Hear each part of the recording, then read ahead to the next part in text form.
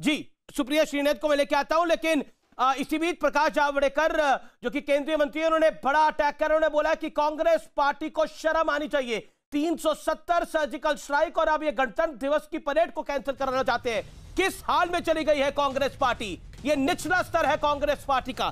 सुप्रिया श्रीनेत सरकार की तरफ से केंद्रीय मंत्री ने बड़ा अटैक किया। उन्होंने बोला कि आखिरकार आप हर चीज पर सवाल खड़ा करते हैं और हर चीज पर सियासत करते हैं।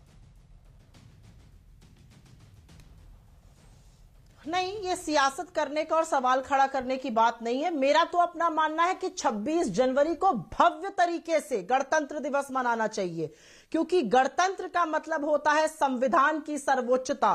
गणतंत्र का मतलब होता है हर हाल में संविधान की रक्षा करना। गणतंत्र का मतलब होता है संविधान के साथ कोई खेल खिलवाड़ ना करना। और गणतंत्र का मतलब होता है अपने लोकतंत्र को सजोकर एकजुट कर बचा कर रखना। और उसकी तो धज्जियां उड़ा दी गई हैं। संविधान की को ताक पे रख दिया गया, लोकतंत्र की धज्जियां उड़ा दी गई हैं। बिल्कुल करना चाहिए सेलिब्रेशन, जिससे याद रहे कि हम एक जीते जागते लोकतंत्र, एक गणतंत्र का हिस्सा है, एक संविधान के नीचे हमारी सरकार है और हम लोग हैं। ये भूल चुकी है सरकार। मेरा अपना मानना यह है, अगर किसी ने कहा तो उनकी पर्सनल ओपिनियन हो सकती है। ये तो दिग्विजय सिंह की भी पर्सनल ओपिनियन है। एक सेकंड सुप्रिया जी सवाल सुप्रिया जी यहाँ सवाल। दिग्विजय सिंह जी की भी पर्सनल ओपिनियन है, शशि थरूर जो सांसद हैं उनकी भी पर्सनल ओपिनियन है, इन दोनों की पर्सनल ओपिनियन है। ये लोग पर्सनल ओपिनियन में कह रहे हैं कि गणतंत्र दिवस डिबेट को परेड को कैंसिल कर देना चाहिए। एक आपके पर्सनल कैपेसिटी में कह रहे थे कि कोरोना की वैक्सीन लेने के बाद एक पार्टी निपट जाएगी। क्या लगता है सब कुछ ये पर्सनल है? कोरोना की वैक्सीन पर तक में भ्रम फैलाया ऐसा है। जी सुप्रिया जी। अमीश देवगन जी, मैं सबसे पहले तो यह कहना चाहूंगी, दिग्विजय सिंह जी ने तो बड़ा अच्छा सजेशन दिया है कि हमारे देश के अन्नदाता, हमारे देश के किसान, जिनसे इस समय हौसला सीखने की जरूरत है, 1 महीने से ऊपर खुले आसमान के नीचे कड़कड़ाती धूप में गीले टेंट, गीले बिस्तरों में बैठकर भी अपने हक की लड़ाई लड़ रहे हैं, उनको बनाइए गेस्ट। इसमें क्या बुरी बात है? हम क्या अपने अन्नदाता को इतनी इज्जत भी नहीं दे सकते? इसमें किसी को क्या आपत्ति हो सकती है? दिग्विजय सिंह जी की बात से तो मैं सहमत हूं।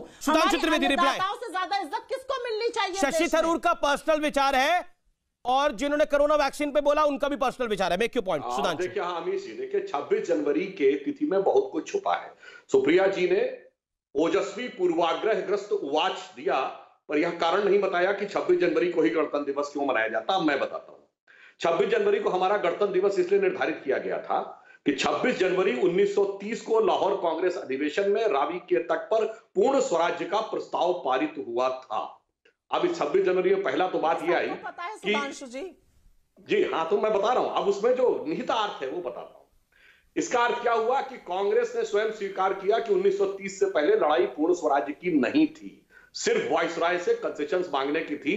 तो ये तथाकथित स्वतंत्रता आंदोलन सिर्फ 17 साल का है, 1930 से 1947 का 60-70 साल का नहीं। दूसरा, अब ये आपने कहा लोकतंत्र की बात, ये बताइए जब रियल में लोकतंत्र का गला घोट दिया गया, सारा विपक्ष जेल में था और सभी नागरिकों के मानवाधिकार समाप्त कर दिए गए थे, मूल अधिकार निरस्त कर दिए गए थे, आपातकाल में हमने कभी गणतंत्र दिवस पर विरोध किया था? मैं चुनौती से कहता हूं, बताए कोई हमारे किसी नेता ने 15 अगस्त से 26 जनवरी को भी 1975 और 76 में विरोध किया हो तो बताएं, जब रियल में आपातकाल लगा के सारे गणतंत्र का गला घोट दिया गया था।